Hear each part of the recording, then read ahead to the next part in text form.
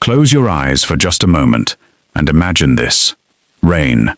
Heavy, relentless, cold rain falling on a marketplace that smells of old vegetables and horse dung.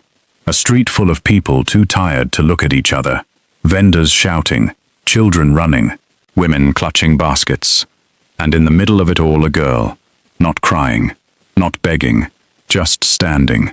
She is holding a small bunch of wilted lavender in both hands, offering it to anyone who passes.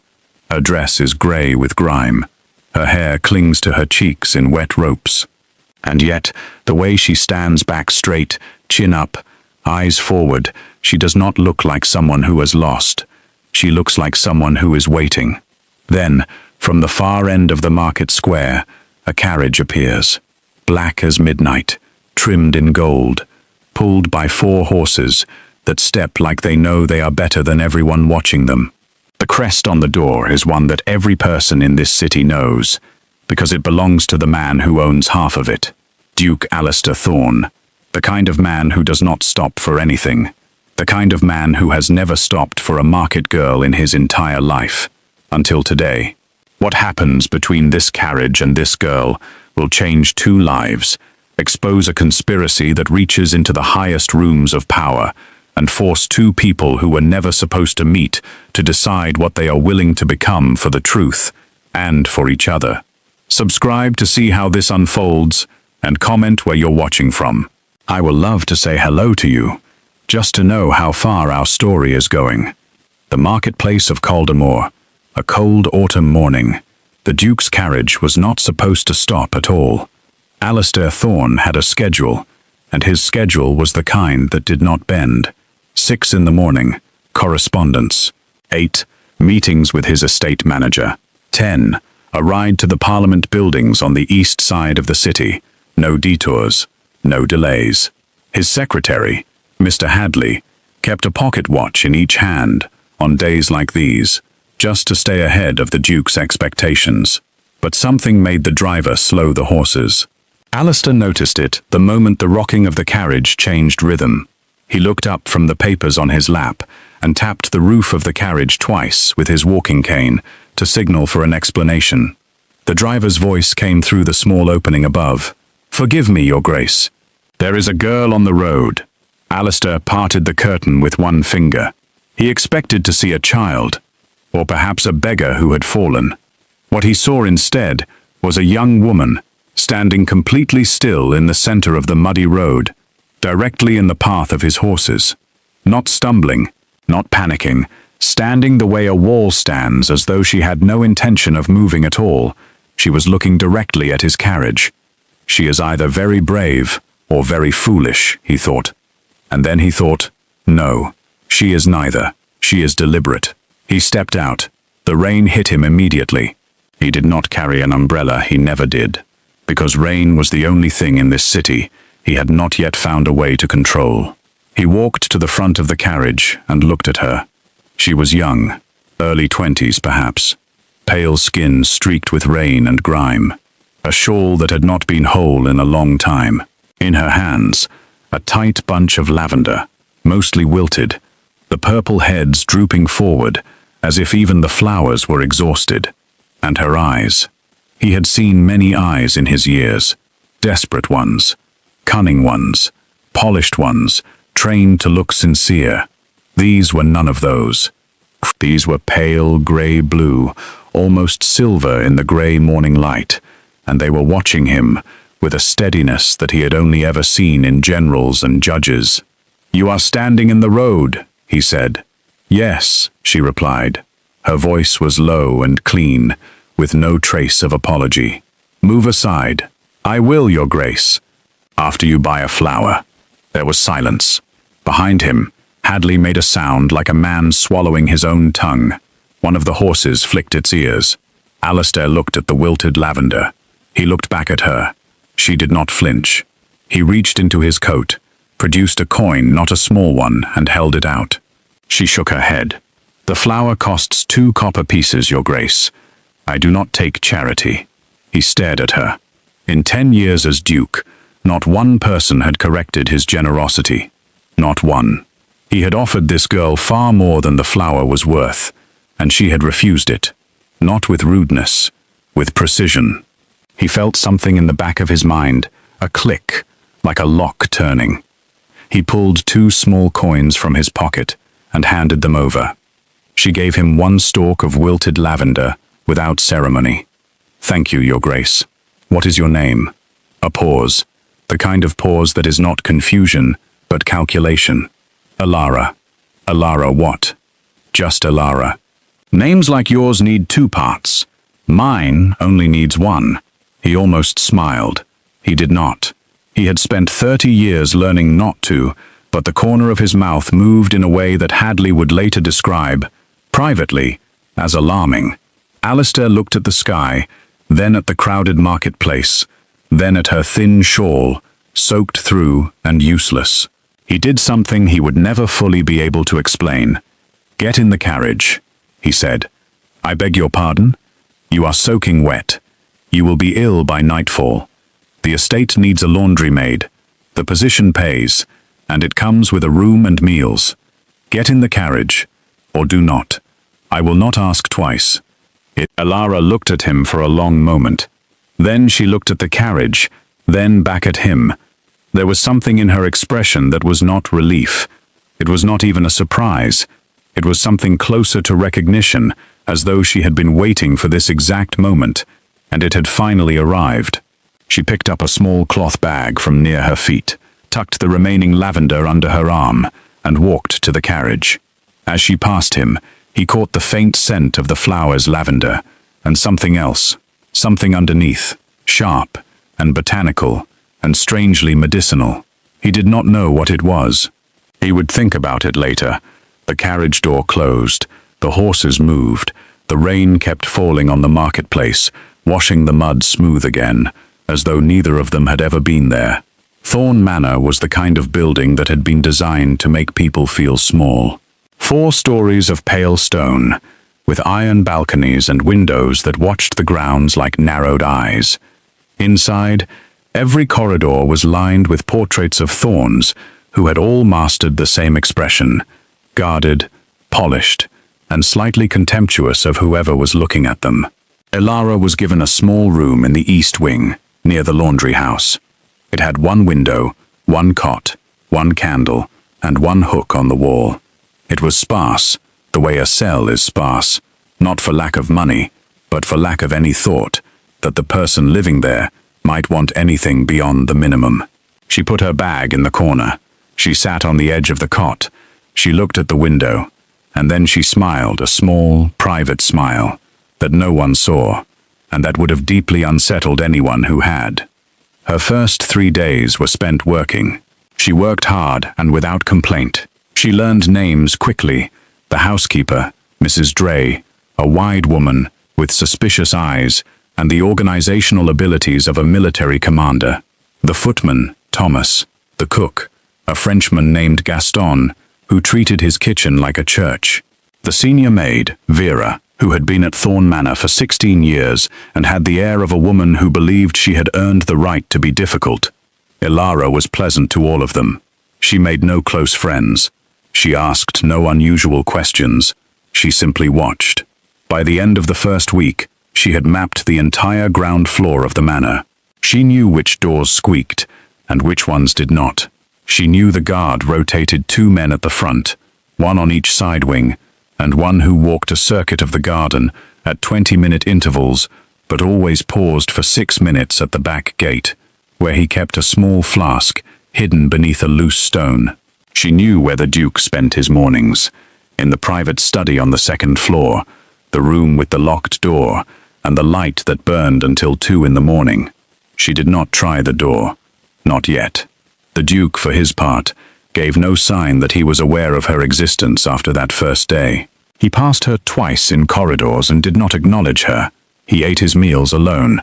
He moved through his own house with the focused efficiency of a man who had decided that domestic spaces were merely background noise. But she noticed things. The way his eyes, when he thought no one was looking, moved across a room with the same quiet, methodical sweep as her own. The way he paused fractionally at doorways, not from hesitation, but from habit, counting occupants and exits before entering. The small notebook he carried in his inner breast pocket that he had never once opened in front of anyone. He is watching, she thought, the same way I am watching.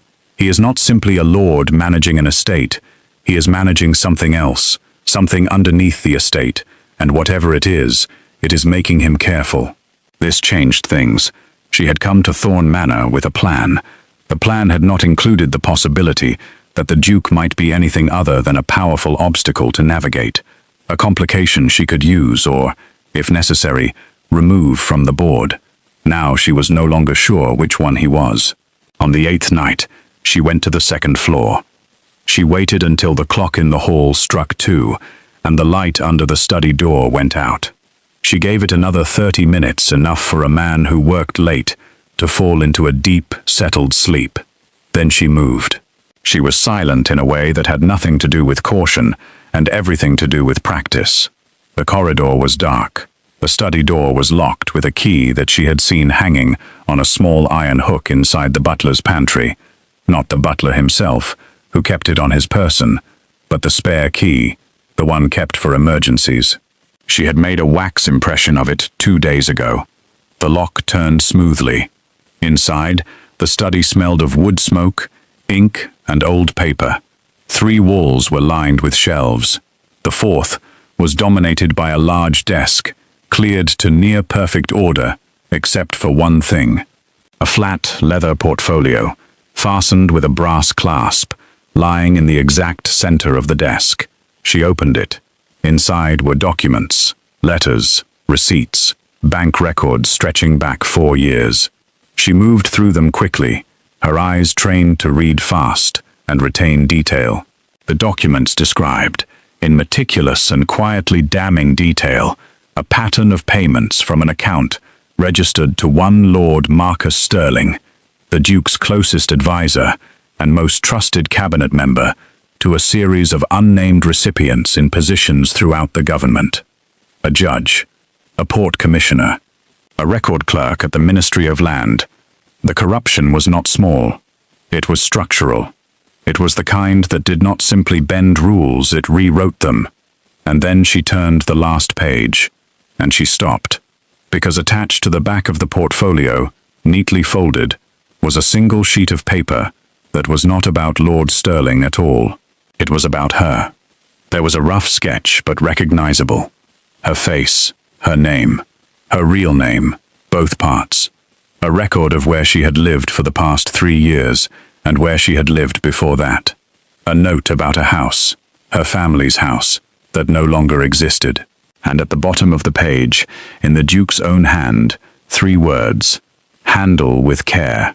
She stood very still in the dark study, holding the paper, and felt the plan she had carried for 2 years shift beneath her like ice in spring. He knew, and he had let her in anyway. The question was, why? She put the portfolio back exactly as she had found it. She left the study the way she had entered without a trace. She relocked the door and returned to her room in the east wing and lay on her cot until morning, staring at the ceiling, rebuilding her plan from the ground up. The first question was straightforward. Did he know she was in his study? She had been careful, but carefully was not the same as certainly. A man who kept a file on her did not do so because he was careless.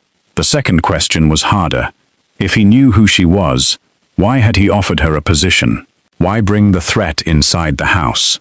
There were 3 possible answers. The first, he wanted to watch her closely, to understand her plan and dismantle it before it reached him.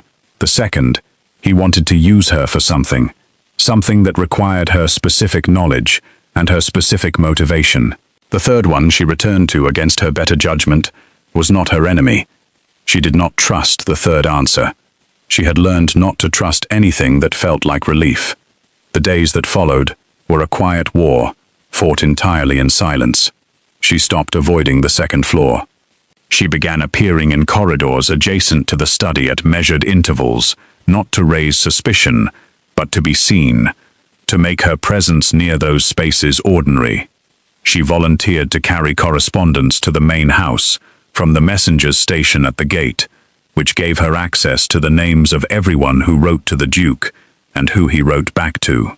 She was building a picture, and the picture she built was this. Lord Marcus Stirling, the Duke's trusted advisor, visited Thorn Manor twice a week. He was a man in his late 50s with the kind of face that had been handsome once, and now wore its age with a sourness, as though it resented the passage of time personally. He walked with a slight limp from an old wound, and he wore rings on 4 fingers, a habit Elara recognized as belonging to men who had once had nothing and spent the rest of their lives making sure it showed. Stirling was charming with the Duke's staff. He always remembered names. He brought small gifts at the end of the season. He laughed at his own stories. Elara watched him the way a hunter watches an animal that has learned to appear harmless. She had been 9 years old when Stirling had orchestrated the destruction of her family's house. She had been 9 years old when her father, the Viscount of Aldenmere, a good man and a careful one, had been accused of embezzling funds from the land registry, a crime he had not committed, and had died in a debtor's prison 18 months later, 2 weeks before the charges were quietly dismissed. Stirling had filed the original accusation. Stirling had known it was false. Elara had been 15 before she understood what had truly happened and why. Her family's lands had bordered Stirling's newly acquired estate. The accusation had been a mechanism, not malice for its own sake, but acquisition. Her father's disgrace had made the land available. Stirling had purchased it for a fraction of its worth. She had spent 6 years learning what she needed to learn, to do what she had come here to do. On the 12th day, something unexpected happened. She was carrying a tray of tea to the upper drawing room, where Stirling and the Duke met every Thursday at 3 in the afternoon. She knocked. The Duke's voice said, "Enter." She went in, set the tray down, began to pour, and felt Stirling's eyes on her in a way that had nothing to do with noticing a maid. He was studying her face. She did not look up. She poured the second cup, straightened the tray, and was turning to leave when Stirling said, in a voice pitched low and pleasant, "You're new here, aren't you?" "2 weeks, my lord," she said, eyes down. "Where did you come from?" "The Caldemore Market, my lord. The Duke was kind enough to offer employment." She felt Stirling look at the Duke. She could not see it. Her eyes were still on the floor, but she heard the quality of the silence change. "How generous," Stirling said. "The Duke is a man of surprising impulses." She left. She walked down the corridor at a steady pace. Only when she was around the corner and out of sight did she exhale. He didn't recognize her. She was sure that a 9-year-old girl in pigtails, and a 12-year-old in mourning, and a 23-year-old woman in a maid's uniform were 3 entirely different people. But he had noticed something. Not recognition. Attention. The kind a man gives to anything that arrives near him unexpectedly. She needed to move faster. The small dinner happened on a Tuesday. 6 guests, aldermanic figures, a visiting magistrate, 2 minor lords whose names appeared in documents Elara had memorized. Stirling was there, and at the head of the long table, quiet and still as a chess piece waiting to be moved, the Duke. Elara had been assigned to serve. She had requested it specifically, citing Vera's headache, which she had carefully encouraged the evening before by leaving a strong draught of valerian root in the woman's evening tea, not enough to cause harm, only enough to produce the particular thick-headedness that made the idea of a long evening of service feel genuinely impossible. She moved around the table with a silver platter, refilling glasses, silent and unnoticed, the way all good servants were trained to be. She listened to everything. The conversation at the dinner was cheerful, in the way that conversations between powerful men are cheerful when they are actually working. Compliments and stories that were really tests. Laughter that ended a fraction of a second too quickly. Eyes that moved between faces with just slightly more intention than polite interest required. Stirling was at his finest. He told a story about a river dispute in the southern provinces that had 3 of the tables laughing at the magistrate hardest of all, which told Elara something useful about the nature of their relationship. The Duke laughed at nothing. He listened. He responded when addressed. But twice during the meal, in moments so brief that no one else could have marked them, his eyes moved to Alara, not with the absent gaze of a man watching a servant, but with the specific focused attention of a man receiving information. He is watching me watch them, she realized. He is reading my reactions to what he is hearing. He is using me as a second set of eyes. The understanding landed in her stomach like a stone into water, and she felt the ripples move outward through everything she thought she had understood about why she was here. After the dinner, when the guests had been seen to their carriages and the household staff was clearing, Alara was moving through the lower corridor with a stack of folded linens when a hand closed gently but firmly around her elbow. She went very still. "Walk with me," the Duke said quietly, not a request. They walked to the small library at the back of the house, the one no one used because it was too cold in autumn and too hot in summer, and had no comfortable chairs. He closed the door. He did not light a lamp. They stood in the dark with only the thin light from the window, and he looked at her for a moment before speaking. "You moved the second page of the portfolio," he said.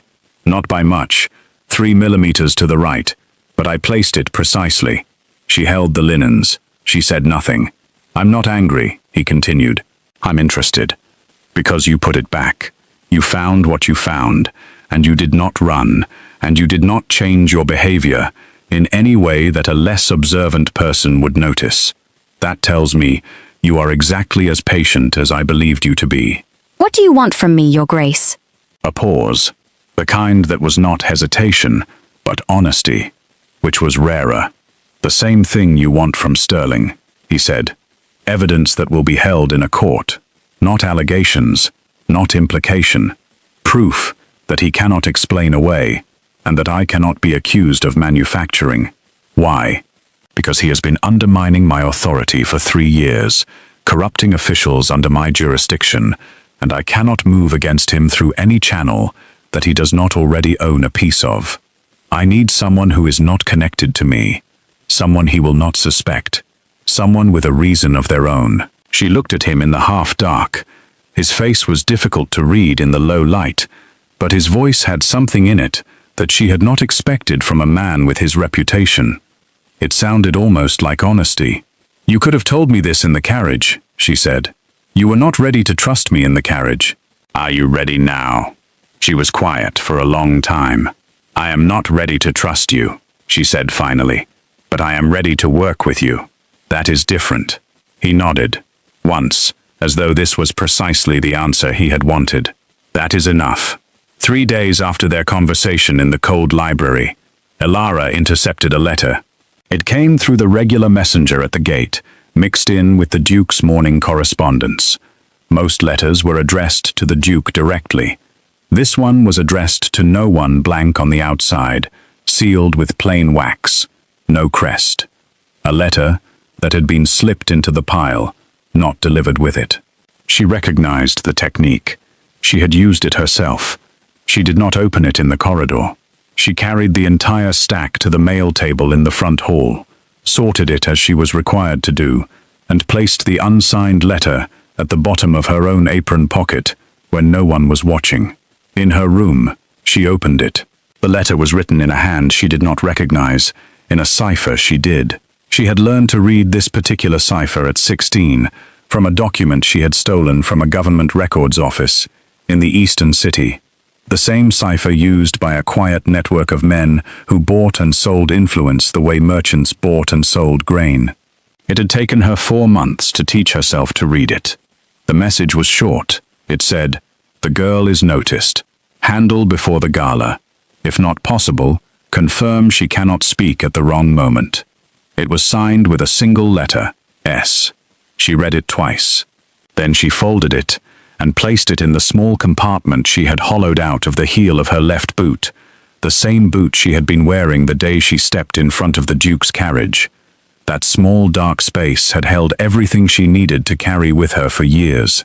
She breathed carefully. Sterling knew something. Not everything. If he knew everything, the letter would not have been this measured, this careful in its language. He suspected. He had noted her arrival and found something about it that discomforted him, and now he was activating a contingency. She needed to tell the Duke. She also needed to decide how much of herself she was prepared to reveal in doing so. She found him that evening in the East Garden, walking alone in the last of the autumn light. He walked the garden the way he did everything, with the contained, deliberate movement of a man who was always at least 3 steps ahead of wherever his feet actually were. She fell into step beside him without asking permission. He did not send her away. She told him about the letter. She showed it to him. She watched his face. He read it once. His expression did not change, but his grip on it tightened fractionally, just for a moment, and she noted that too. When did it arrive? This morning, with your regular post. He has a contact at the messenger service. Almost certainly. He also has someone in this house, someone who mentioned my arrival. The Duke looked at her. Are you frightened? She thought about it. The honest answer was no. There was a version of what Sterling might do to her that she did not let herself think about for more than a few seconds at a time. I am careful, she said. That is more useful. He looked at her for another moment. With that expression, she could not fully name the one that had appeared in the carriage, at the dinner, in the library, the one that kept arriving in the wrong places, like a word she did not have a translation for. We need to move faster, he said, and I need to tell you something I should have told you earlier. Tell me. He handed her back the letter. He clasped his hands behind his back and looked at the garden, which was losing its last color in the fading light. I have been building a case against Sterling for 14 months. I have enough for suspicion, not enough for conviction. The Grand Winter Gala is in 3 weeks. Every significant member of the peerage, the judiciary, and the government will be present.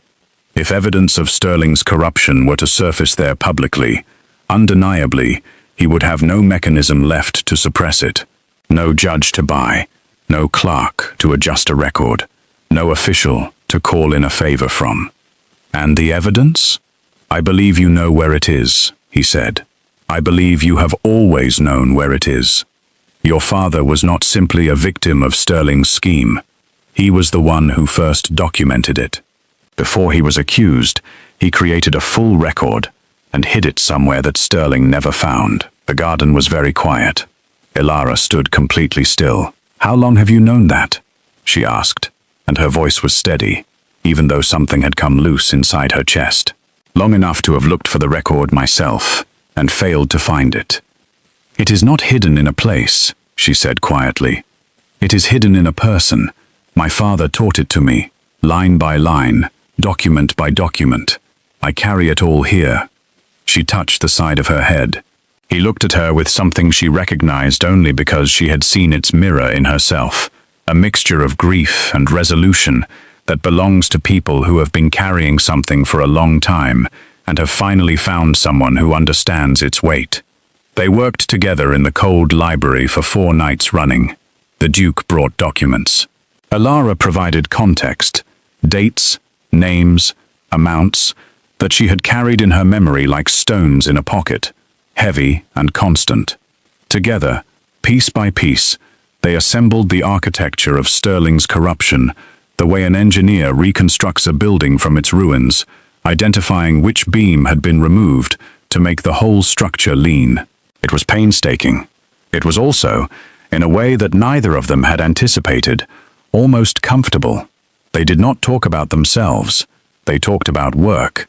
But work, when it is shared late at night in a cold room with one lamp between 2 people, has a way of becoming its own form of intimacy.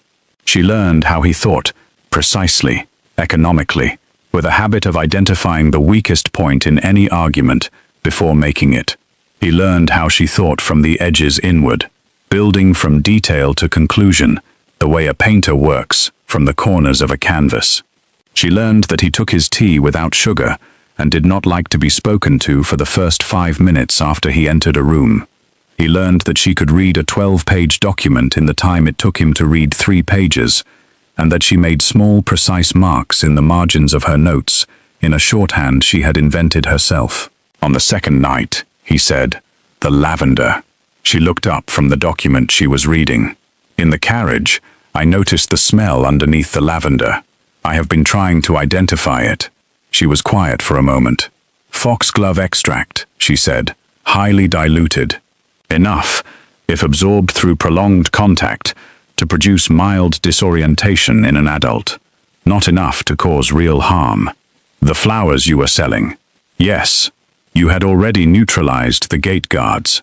The two who handled fresh flower deliveries that morning, she said. They would have been mildly confused for an hour or two. Not enough to notice. Enough not to ask questions. He looked at her across the table. A long, assessing look. You terrify me a little, he said, and his tone was so matter-of-fact that she had laughed before she meant a short, startled sound that surprised them both. The room seemed to shift slightly in the lamplight after that, becoming warmer, or smaller, or both. He looked at the lamp rather than at her. She looked at her notes. The silence that followed was not the silence of two strangers, but the silence of two people who have passed some invisible threshold and are not yet sure what to do about it. On the third night, they were working through a set of payments that corresponded to dates Elara had cross-referenced in her memory, and she leaned across the table to point to a date on the document he was holding. Their faces were very close. She could see the lines at the corners of his eyes, not from age, but from concentration, from years of looking at things carefully. He did not move. She did not move. Then he said, quietly, "You have been doing this alone for 6 years." "Yes." "That must have been—" "Don't," she said, softly but clearly. "I did not do it because it was hard.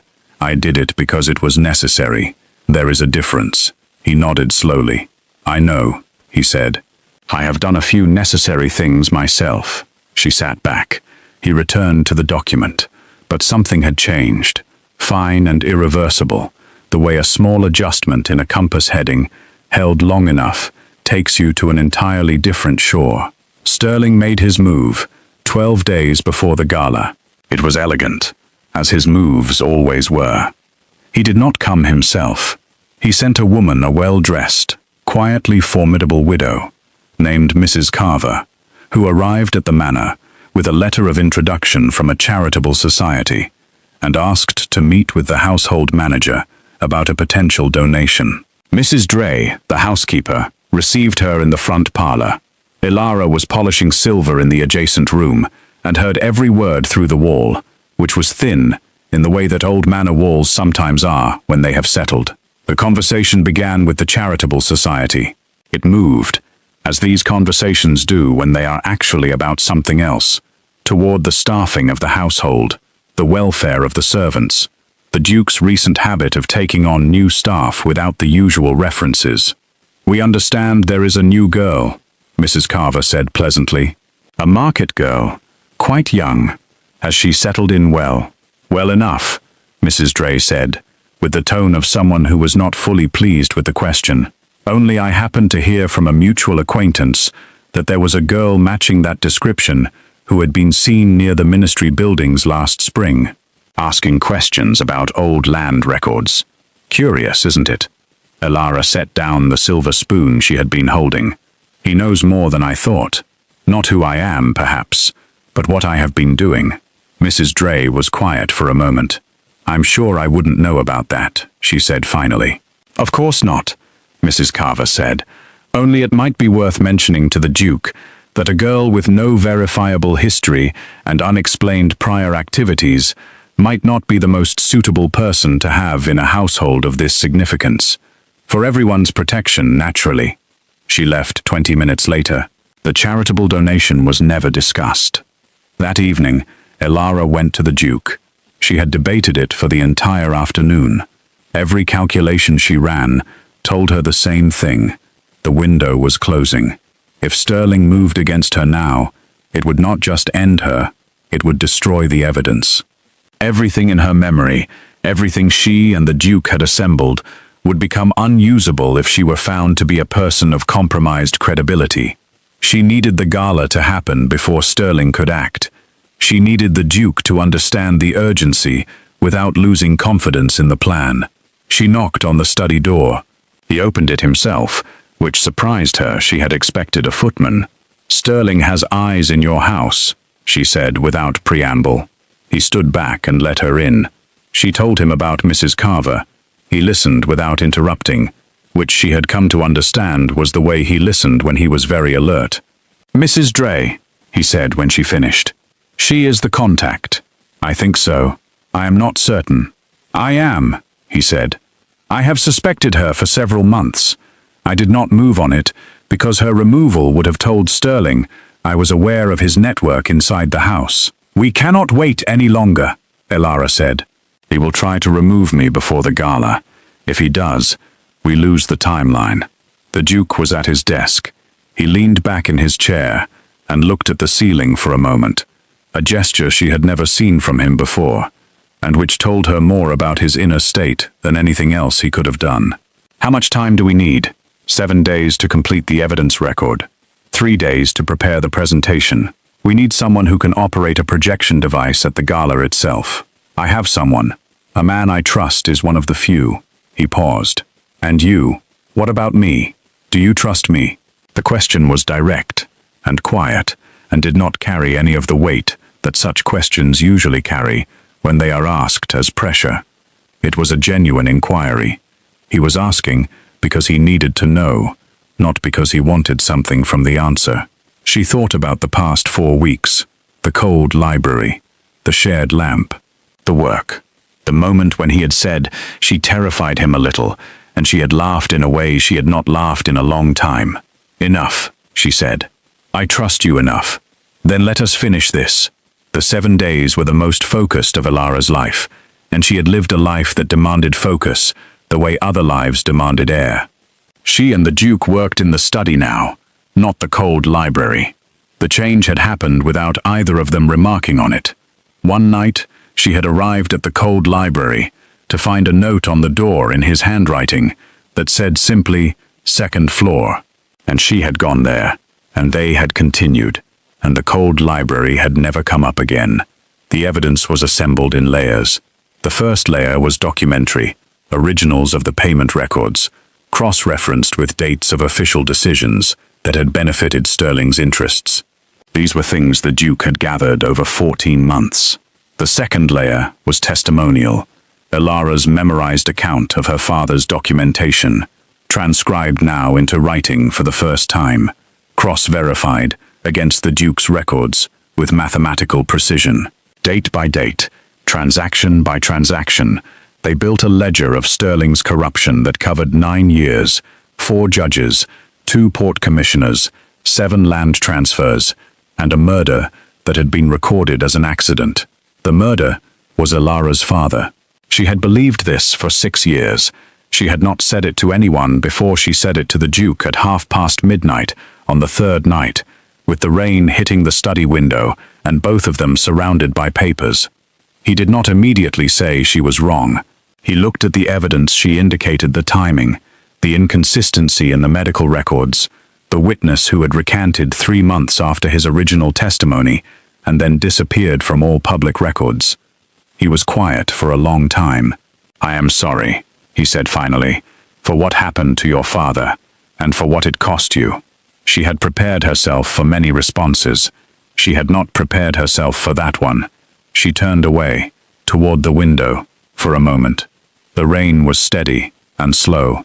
When she turned back, her expression was composed, but something behind her eyes was less guarded than it had been, not broken open, but unlocked. A door left ajar, rather than held shut. "Finish the work first," she said. "Grieve later."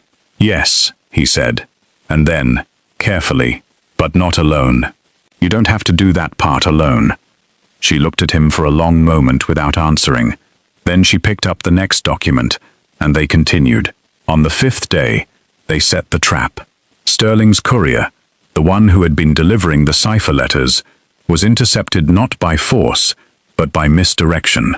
The Duke arranged for a sealed document to be placed in the courier's regular route, addressed from a fictitious official in the Land Records Office, containing a carefully worded suggestion that a specific set of account records from 4 years ago had been recovered, and would be submitted to the gala's presiding judge unless Sterling acted immediately.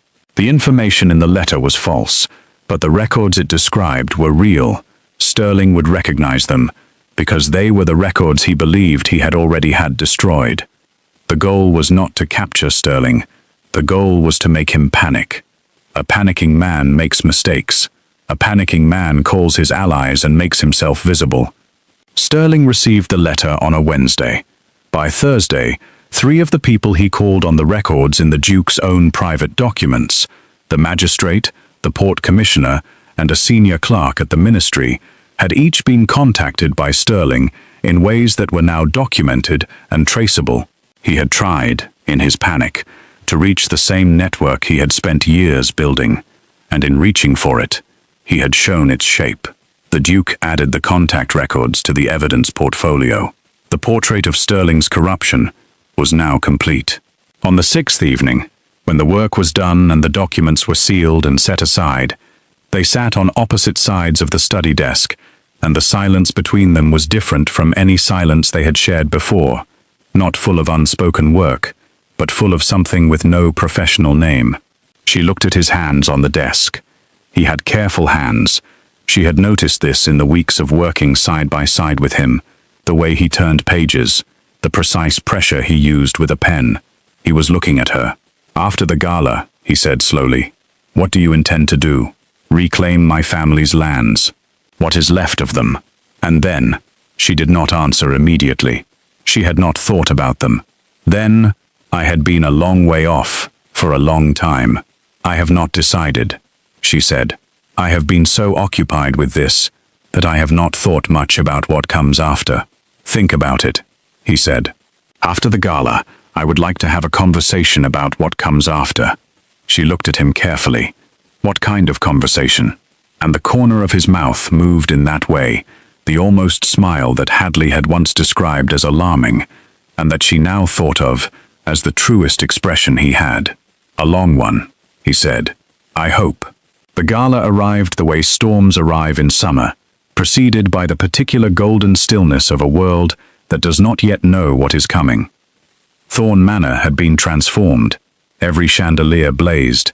Every corridor was lit with candles in mirrored sconces that doubled and tripled the light until the whole building seemed to glow from the inside. The ballroom had been cleared of its usual furniture and filled instead with round tables, flowers, and the assembled weight of power dukes and countesses, judges and ministers, generals and ambassadors, all of them in their finest, all of them performing the particular kind of ease that wealth has always used to distinguish itself from the rest of the world. Elara was dressed as a senior servant, a position she had been formally given that morning, with no ceremony, when the Duke had handed her an envelope containing a letter of appointment, and said only, "For tonight, you will need to be able to move freely in any room." She had looked at the letter and understood that it was not just practical. It was also his way of saying, "I see you, not as a maid, not as a tool, not as the girl from the marketplace, as yourself." She had put it in her boot, next to the cipher letter. Sterling arrived at 7 and was in his finest, a deep burgundy coat, 4 rings on 4 fingers, his silver hair swept back, and his expression as smooth and pleasant as always. He worked the room the way he always did, greeting people by name, touching shoulders, laughing in that controlled, generous way that powerful men use to make other people feel favored. Elara watched him from near the doors and felt none of the things she had expected to feel. No rage, no satisfaction, only a quiet, settled clarity is the kind that comes at the end of a long journey, when you can finally see the destination. At 9, the Duke stepped to the center of the ballroom. The room quieted the way rooms quiet for him, not because he was loud, but because his stillness had a quality that the room registered the way a calm sea registers a stone dropped into it. "I want to thank all of you for attending," he said. "This gala has been a tradition in my family for 4 generations. Tonight, I intend to honor that tradition by doing something that tradition demands of all of us: telling the truth." The room shifted. Sterling's eyes moved to the Duke. Elara watched that movement. and then the lights in the ballroom dimmed. The projection device had been installed behind a carved wooden screen at the east wall by the Duke's trusted man the previous evening. Elara had tested it herself at 3 that morning, alone in the silent ballroom, the documents moving across the screen one by one in the candlelight. Now they appeared before 400 people. The payment records, the correspondence, the dates, the names, the officials, the judges, the false accusation against her father, the evidence of his death, the land transfers, the 9 years of careful, systematic corruption laid out in cold numbers and handwritten letters on a white surface 30 feet wide. Sterling's name was on all of it. The ballroom was completely silent for the first 15 seconds, the kind of silence that is not absence of sound, but presence of understanding. Then Lord Sterling laughed. It was a good laugh, practiced, dismissive, designed to fill the silence with contempt. Extraordinary entertainment, Thorne, although I do wonder where you acquired such creative. The documents are original, said a voice from near the doors. Elara stepped into the light. She had changed into the dress the Duke had left in her room that afternoon, deep blue, simply cut, nothing ornate. She looked nothing like a maid. She looked nothing like a market girl. She looked like herself. "My name is Elara Voss," she said, clearly, into the silent room, daughter of Viscount Edmund Voss of Aldenmere, who was falsely accused of embezzlement by Lord Marcus Sterling 9 years ago, and who died in a debtor's prison for a crime that was never proven because it was never committed. The room did not move. Sterling had gone very still. "Every document you are seeing has been authenticated," she continued. "The originals are in the custody of the Duke's legal counsel and have been submitted to the Chief Justice, who is present in this room tonight. The records of Sterling's payments to officials are cross-verified with the official decisions they purchased. The cipher correspondence has been decoded and attributed. The timing of my father's death has been examined by 3 independent physicians, whose findings are also included." She looked at Sterling directly for the first time in 9 years. "You believed you had destroyed everything my father built. You were wrong. He gave it to me, and I carried it." Sterling's mouth opened. He had one card left, the one man in his position always kept, the appeal to loyalty, to shared interest, to the damage that disclosure would do to everyone in this room, and not only to him. "You all have interests in this," he said loudly, turning to the room.